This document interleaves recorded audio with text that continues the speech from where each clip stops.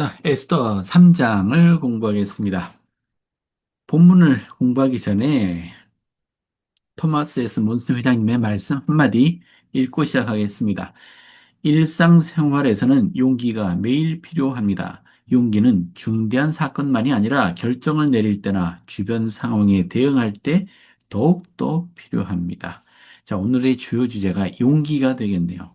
자, 에스더의 이야기를 같이 보면서 자, 에스더가 어떤 용기를 보였는지, 우리 주님께서는 그분의 일을 하실 때 어떻게 용기를 내셨는지, 또 우리는 우리의 삶에서 어떻게 용기가 필요한지를 생각해 보면 좋겠습니다. 자, 1절. 그 후에 아하수에로 왕이 아각 사람 함무다다의 아들 하만의 지위를 높이 올려 함께 있는 모든 대신 위에 두니 대궐문에 있는 왕의 모든 신하들이 다 왕의 명령대로 하만에게 꿇어 절하되 모르드게는 꿇지 아니하고 절하지도 아니하니 대궐문에 있는 왕의 신하들이 모르드게에게 이르되 너는 어찌하여 왕의 명령을 거역하느냐 하고 날마다 고나되 모르드게가 듣지 아니하고 자기는 유다인임을 알렸더니 그들이 모르드게의 일이 어찌되나 보고자 하여 하만에게 전하였더라. 하만은 아말렉 출신이라고 했었죠. 즉 페르시아 사람이 아니었습니다. 물론 지금은 페르시아 사람이라고 할 수도 있겠죠. 오랫동안 대대로 페르시아에서 살았고요. 그런데 아하수에로 왕이 왜 하만을 다른 모든 대신들보다 높이 뒀느냐? 다른 말로 하면은 이 제국 내 제2인자, 즉 총리 자리에 두었다라고 보여집니다. 하만이 어떻게 해서 이 높은 지위에 오르게 되었는지 우리 성경상으로나 다른 자료에서는 알기 어렵습니다. 그런데 한 가지 유추해 볼 수 있는 것이 있는데 이 아하수에로 왕, 또 다른 말로 크세르크세스 1세라고 했죠. 아하수에로 왕이 이 그리스와의 전쟁에서 패하고 들어왔습니다. 자, 유명한 살라미스 해전, 이 해전에서 이제 그리스에 패하고 맙니다. 이제 이렇게 돌아온 아하수에로 왕은 상당히 그 입지가 약해져 있었을 겁니다. 또한 이 전쟁에는 상당한 국고를 사용했을 것이고요. 자, 아하수에로 왕이 상당히 몰려있는 상황이었다라는 것은 이 뒤에 이야기를 보면 좀 더 알 수 있는데, 하만은 여러 면에서 운이 좋았던 것 같아요. 특히 이제 왕이 어느 정도 힘이 다소 약해진 때 항상 귀족들이 그 왕의 위협이 되죠. 특히 원래의 페르시아 귀족들, 아하수월의 왕은 그 페르시아 귀족들을 견제할 필요가 있었을 겁니다. 그 방법 중에 하나가 이 타민족 출신의 관료를 등용하는 것이었을 가능성이 큽니다. 하만은 그런 의미에서 운이 좋았다고 볼 수 있을 것 같아요. 그리고 뒤에 보면 하만이라는 사람이 정세도 잘 읽고 아하수에로 왕의 심리를 아주 잘 읽는 사람인 것을 알 수 있어요. 자, 그런 의미에서 이 왕이 하만을 높은 지위로 올렸다. 그리고 왕의 모든 신하들이 하만에게 절해라 라고 명을 내린 것도 이렇게 왕의 적대적인 귀족 세력들을 견제하기 위한 명이었을 수 있습니다. 근데 모르드게는 왜 꿇지도 않고 절하지도 않았을까요? 왜냐하면 관료 사회이니까요. 뭐 왕이 되었든 나보다 높은 지위에 있는 사람에게 무릎 꿇고 절하는 것은 그 당연한 일 아닙니까? 그게 무슨 우상숭배도 아니고. 근데 모르드게 이 말에서 약간 알 수 있는 게 모르드기가 사절 보세요. 모르드기가 듣지 않고 자기는 유다인임을 알렸더라. 그러니까 주변 사람들이 한 겁니다. 왜? 하만은 아말렉 출신이고 모르드게는 유다인이니까 둘이 적대 관계구나. 원래 적대 관계의 출신이구나라는 걸 알게 되었을 거라고 생각합니다. 그리고 또 어떤 설명에 따르면은 단순히 그 지위 높은 사람에게 머리 숙여 절하는 것뿐만 아니고 그를 숭배하도록 하는 조치였다라는 이야기도 있습니다. 그러니까 하나님 외에 다른 존재에게는 절하지 않는 유대인들의 관례에 따라 모르드기가 하만에게 절하지 않았다라고 설명하는 사람도 있습니다. 뭐 어느 쪽이었든 자, 모르드게는 자신이 유다인이고 절대로 하만에게 절을 하지 않겠다라고 결심을 보이자 이제 하만이 그 얘기를 들었죠. 그리고 매우 노했다. 6절에 보니까 모르드게가 유대인인 것을 하만이 알고 자, 하만이 모르드게만 죽이는 것이 부족하다고 생각하고 아하수에로이 온 나라에 있는 유다인 곧 모르드게의 민족을 다 멸하고자 하더라. 모르드게 고집 때문에 지금 유대인이 다 멸족당할 위기에 처한 것 같습니다. 자, 뭐 자잘한 것은 다 넘어가고요. 하만이 왕에게 어떻게 말했냐면은 8절 보겠습니다. 한 민족이 왕의 나라 각 지방 백성 중에 흩어져 거하는데 그 법률이 만민의 것과 달라서 왕의 법률을 지키지 아니하오니 용납하는 것이 왕에게 무익하니이다. 이거 왕이 들으니까 그럴 것 같거든요. 그래서 올 조서를 내려서 그들을 진멸하십시오. 그리고 내가 1만 달란트를 왕의 금고에 드리겠나이다.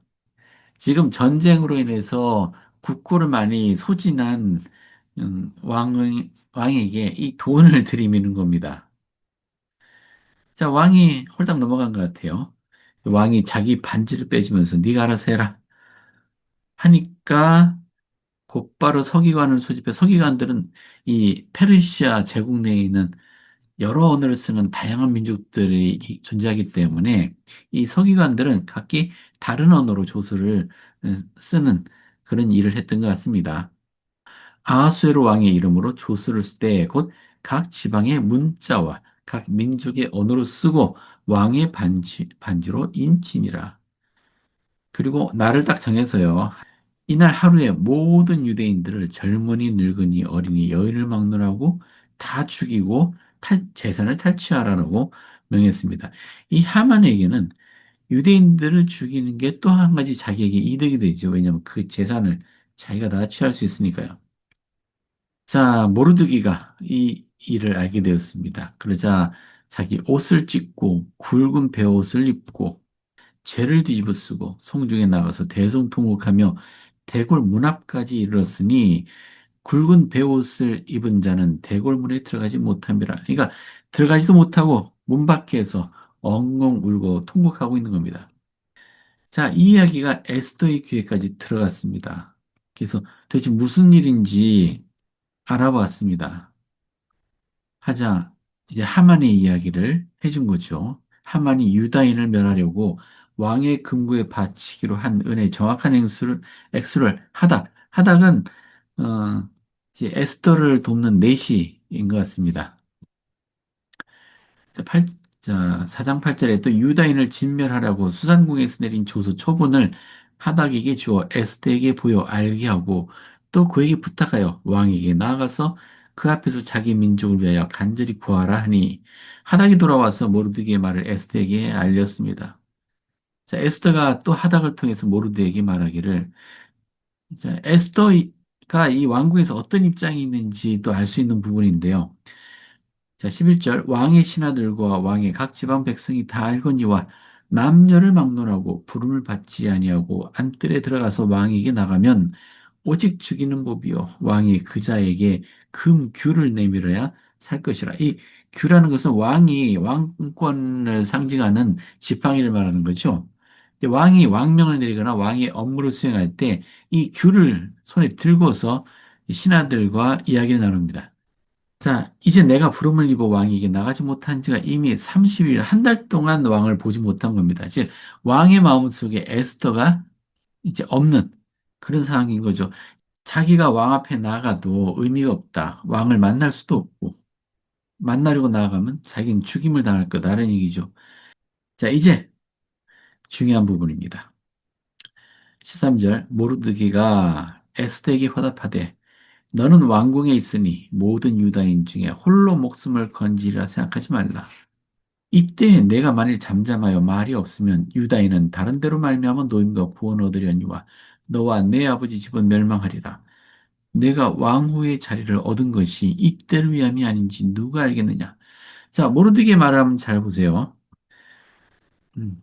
모르드게는 철저히 하나님을 믿고 의지하고 있는 것을 볼 수 있는 것이 만일 에스더가 아무것도 안 하면 하나님께서 이 유대인들을 다른 방식으로 구원하실 거다. 내가 아니고 다른 방식으로. 하지만 이 일을 거절한 너는 멸망할 거다. 하나님의 이 부르심을 따르지 않은 너와 내 집은 결코 번성하지 못할 거다. 그리고 이렇게 말을 해요. 내가 왕후의 자리를 얻은 것이 이때를 위함이 아닌지 누가 알겠느냐? 잠깐, 즉 에스더가 왕후가 된 거는 지금 이 유대인들이 이런 위기에 빠질 것을 아신 하나님께서 미리 배려하신 거는 의미인가요? 하나님은 이런 식으로 우리 삶에 개입을 하시는 건가요? 그러면 에스더는 언제부터 이런 일에 하도록 예임이 된 걸까요? 에스더가 왕의 마음을 홀딱 빼앗을 정도의 미모를 가지고 태어난 그 자체도 이 일을 위한 것이었을까요? 자, 이 부분에 대해서 자, 이렇게 설명합니다. 현대의 교회 지도자들도 우리 삶에 기입하시는 주님에 대해 이와 비슷한 견해를 밝혔다. 닐 A. 맥스웰 장로는 이렇게 가르쳤다. 주님께서는 우연의 일치를 빌려 일하시는 것이 아니라 신성한 계획에 따라 일하십니다. 주님께서는 신성한 계획에 따라 중요한 사건뿐만 아니라 여러분의 삶의 세세한 부분에도 역사하십니다. 어떤 생각이 드세요? 역사적인 중요한 사건뿐만 아니고 우리의 삶의 세세한 부분에도 하나님이 역사하신다고요? 자, 이 일은 다른 말로 하면 우리가 이 상에 살아가는 동안 우리는 결코 그냥 내버려진 상태에 두어진 것이 아니라는 말씀이죠. 우리는 세세한 보살핌을 받고 있다는 의미 아닙니까? 자, 하나님의 장대한 계획에 따라 에스더 왕후는 이미 오래전부터 예임되어서 준비되어 왔음이 분명합니다. 에스더 본인은 기억하지 못할지라도요. 자, 이게 우리의 기본적인 믿음 중에 하나인 것 같습니다. 우리의 삶에 주님께서 개입하십니다. 자, 모르드게, 사촌 오빠인 모르드게의 이 말에 에스더가 결심한 것 같습니다. 자, 하지만 유대인들이 아무런 어려움 없이 구원받게 되는 건 아니었죠. 모르드게에게 이렇게 부탁합니다. 당신은 가서 수산에 있는 유대인들을 다 모으고 나를 위하여 금식하되 밤낮 3일을 먹지도 말고 마시도 마소서. 나도 나의 시녀와 더불어 이렇게 금식한 후에 규례를 어기고 왕에게 나아가리니 죽으면 죽으리이다. 대단한 용기이죠. 하지만 왜 유대인들 모두 금식하라고 하고 자신도 금식하겠다고 한 것일까요?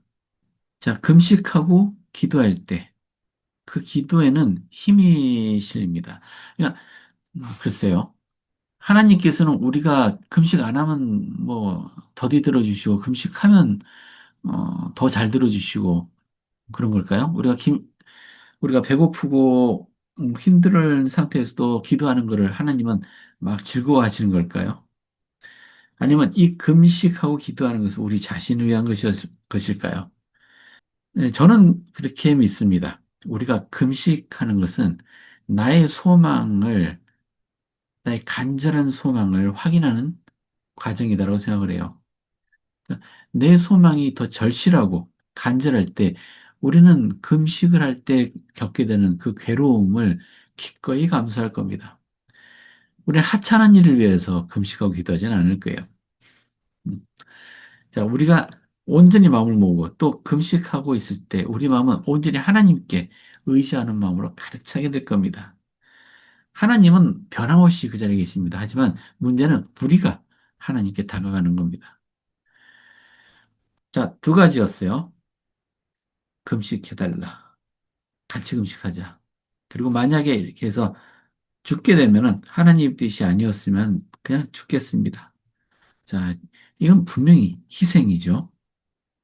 자, 5장으로 가겠습니다. 제3일에 에스더가 왕후의 예복을 입고 왕궁 안뜰 곧 어전 맞은편에 서니 자, 제3일에 금식 3일 동안 금식했지 않습니까?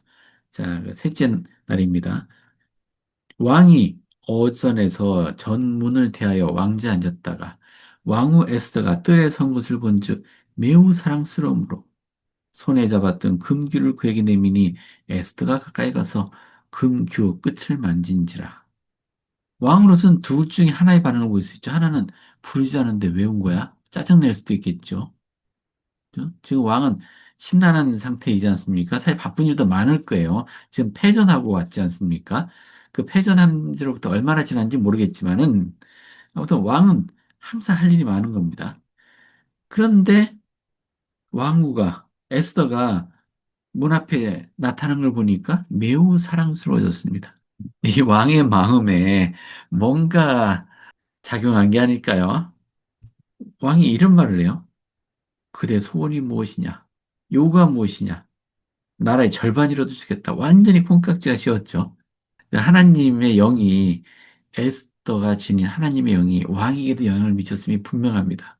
왕의 눈에 매우 사랑스러워 보였어요. 에스더가 이르되 오늘 내가 왕을 위하여 잔치를 베풀었사오니 왕이 좋게 여기시거든 하만과 함께 오소서. 에스더는 작전이에요. 왕을 위해 잔치를 베풀었습니다. 곧바로 자기 소원을 말한 게 아니에요. 지금 유대인들을 다 죽이겠다는 조서를 내리셨는데 그거 취소해 주세요. 이렇게 곧바로 요구한 게 아닙니다. 지금 왕의 마음을 풀어주고 나서 아마 요구를 할 계획인 것 같아요. 게다가 왕과 하만 둘만 초청을 했습니다. 하만 입장에서 하만은 아직 에스더가 유대인인 걸 모르는 것 같아요. 이 하만도 아주 좋아 죽겠죠. 집에 가서 막 자랑한 얘기가 나옵니다. 자, 왕이 에스더 말대로 하만을 급히 부르라 하면서 잔치에 가서 술을 마시니까 기분이 좋았어요. 근데 소원이 뭐냐? 나라 절반이라도 내가 주겠다. 에스더가 이르되 잔치를 한 번 더 베풀 테니까 내일도 잔치에 와주십시오.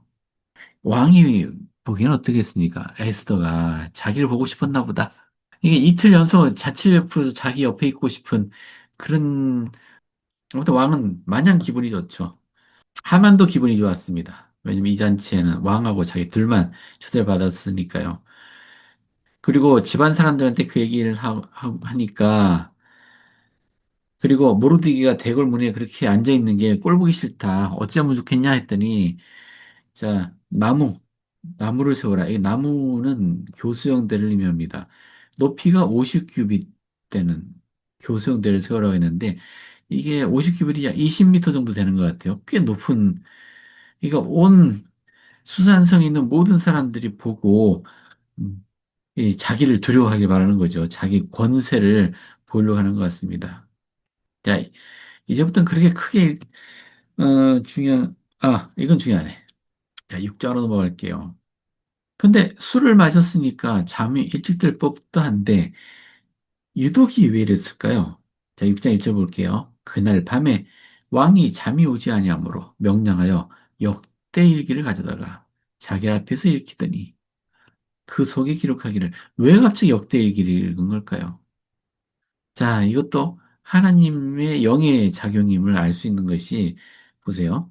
그 속에 기록하기를 문을 지키던 왕의 두 넷이 빅다나와 데레스가 아하수에로 왕을 암살하려는 음모를 모르드기가 고발하였다 했는지라. 잠깐만, 역대일기가 뭔지 한번 볼까요? 역대일기란 무엇인가? 왕의 종들이 읽은 책은 바사 제국에서 일어난 사건들에 대한 공식적인 기록이었다. 이 기록은 에스더의 다른 부분과 에스라에도 언급되어 있다. 주님께서 왕으로 하여금 이 기록의 특정한 부분을 읽게 하셨고, 이로써 몇 년 전 모르드게의 영웅적 행동을 상기시켰음이 암시되어 있다. 자, 왕이 그런 일이 있었냐? 왕이 이르되 이 일에 대하여 무슨 종기와 관작을 모르드게 베풀었느냐 하니 측근 신하들이 대답하되 아무것도 베풀지 아니하였나이다 아니라 왕이 이르되 누가 뜰에 있느냐 하면 마침 하만이 자기가 세운 나무에 모르드게 달기를 왕께 구하고자 하여 왕궁 바깥뜰에 이른지라 측근 신하들이 아르되 하만이 뜰에 섰나이다 하니 왕이 이르되 들어오게 하라 하니 하만이 들어오거늘 왕이 묻되 왕이 존귀하게 하기를 원하는 사람에게 어떻게 하여야 하겠느냐? 하만이 심중에 이르되 왕이 존귀하게 하기를 원하는 자는 나 외에 누구리요? 하고 왕께 아뢰되 왕께서 사람을 존귀하게 하시려면 왕께서 입으시는 왕복과 왕께서 타시는 말과 머리에 쓰시는 왕관을 가져다가 그 왕복과 말을 왕의 신하 중 가장 존귀한 자의 손에 맡겨서 왕이 존귀하게 하시기를 원하는 사람에게 옷을 입히고 말을 태워서 성중거리로 다니며 그 앞에서 반포하여 이르기를 왕이 존귀하게 하기를 원하는 사람에게는 이같이 할 것이라 하게 하소서 하니라. 이게 자기가 그렇게 될 거라고 상상하고 이런 제안을 한 거죠. 하자 왕이 하만에게 그럼 네가 가서 왕복과 말을 가져다가 대궐문에 앉아 있는 유다 사람 모르드게에게 행하되 내가 말한 것을 조금도 빠짐없이 하라. 갑자기 하만은 불벼락이죠. 속이 부글부글 끓으면서도 왕이 명이니까 그렇게 했습니다. 이후에 왕 에스더가 잔치에서 하만의 계략을 폭로하고 하만이 추락합니다. 그리고 모르드게를 달고자 했던 그 나무에 하만이 달립니다. 이 뒤의 일은 사실 그렇게 유쾌한 이야기는 아니네요. 모르드게와 유대인들이 그 대적 하만, 여기 대적이라고 돼 있는데 대적의 집, 대적들. 아마 하만뿐만 아니고 아말렉 출신의 백성들에게 뭐 쌍그리 보복한 것 같아요. 이 왕국이 있는 수산에서만 500명이 죽었다고 하고요. 뭐 그런 얘기들이 쭉 언급되어 있습니다. 하도, 그리고 유대인들의 권세가 하도 강해지니까 본토 백성, 즉 페르시아 본토 백성들도 자기 유대인으로 뭘 개종했다고 해야 될까요? 하는 자가 많았다. 뭐 이런 얘기가 있습니다. 유다인 모르드기가 아하스로 왕의 다음이 되었다. 즉 총리 대신했다는 얘기를 하만 네비치에 이르게 되었다. 라는 이야기입니다. 자, 이야기 교훈 몇 가지 읽어볼까요? 자, 웬디 W 넬슨 자매님 하신 말씀입니다. 사랑하는 친구 여러분, 전세서 여러분과 저 각자는 이 지상에 있는 동안 완수해야 할 훌륭한 사명을 받았습니다. 우리는 필멸의 사명을 완수할 기회를 받았지만 꼭 그렇게 해야 하는 것은 아닙니다. 에스더는 유대인을 구원할 사명을 받고 태어났던 것 같습니다. 하지만 꼭 그렇게 해야 되는 건 아니다. 우리는 선택할 수 있다는 얘기죠. 누구도 우리를 강제할 수는 없습니다. 우리는 시간과 에너지, 재능과 자원을 어떻게 사용할지를 선택할 수 있는 선택 의지를 갖고 있습니다. 사실 우리가 무엇을 할 것인지를 선택하는 것도 시험의 일부입니다. 선택은 여러분과 저에게 달렸습니다. 지상에 보내진 훌륭한 사명을 완수하기 위해 어떠한 희생이라도 치르시겠습니까? S는 어땠습니까? 죽으면 죽으리이다 라고 얘기했죠. 사랑하는 형제자매 여러분, 이 시대는 진실로 후기 시대입니다. 지구 역사상 지금과 같은 시기는 결단코 없었습니다. 결단코 말입니다. 전세에서 여러분과 저는 이 지상에 머무는 동안 위대한 일을 하겠다고 결심했습니다. 주님의 도움을 통해 우리는 해낼 수 있습니다. 자, 토마스 몬슨 회장님의 말씀이네요. 우리 모두는 두려움에 직면하고 비웃음을 경험하고 반대와 마주칩니다. 일반적인 흐름을 저버릴 수 있는 용기, 원리를 위해 앞장설 수 있는 용기를 우리 모두 지녀야 하겠습니다. 하나님은 타협하지 않는 용기에 미소 지어 주십니다. 기꺼이 남자답게 죽겠다는 결심만이 아니라 깨끗하게 살겠다는 결심이 수반될 때 용기는 생명력 있고 매력적인 덕성이 됩니다. 마땅히 해야 하는 방식으로 생활하려 노력하고 전진할 때 분명히 주님의 도움을 받고 그분의 말씀에서 위안을 찾게 될 것입니다. 용기 없는 신앙은 없는 것 같아요. 자, 카밀라 존슨 자매님 말씀이네요. 에스더는 하나님께서 승리하시게 한 또 하나의 훌륭한 사례입니다. 에스더는 자기를 보호하는 데 매달리기보다는 신앙을 행사하며 자신을 온전히 주님께 맡겼습니다. 필멸의 시각에서는 그 결말이 비극일 수 있었음에도 에스더는 기꺼이 구주께서 그녀의 삶의 이야기를 쓰시게 했습니다. 다행히 왕은 에스더를 맞아들였고 바사의 유대인들은 목숨을 구했습니다. 물론 우리에게 에스더와 같은 용기가 요구되는 경우는 드뭅니다. 그러나 하나님께서 승리하시게 하려면 그리고 그분이 우리 이야기의 주인이자 완성자가 되시게 하려면 우리는 그분의 계명과 우리가 맺은 성약을 지켜야 합니다. 우리가 성신을 통해 계시를 받을 수 있도록 대화 창구를 열어주는 것이 바로 계명과 성약을 지키는 일입니다. 또한 성신의 인재를 통해 우리는 우리와 더불어 우리 삶의 이야기를 적어 내려가시는 구주의 손길을 느낄 것입니다. 자, 존슨 자매님 말씀처럼 하나님께서 승리하시게 합시다. 그리고 우리 스스로 우리의 삶의 이야기를 쓰기보다 하나님께서 우리 이야기를 쓰시도록 허락하는 건 어떨까요? 이것이 우리에게 요구되는 신앙일 것 같습니다. 오늘은 여기까지입니다. 자, 다음에는 욥기를 공부하겠습니다.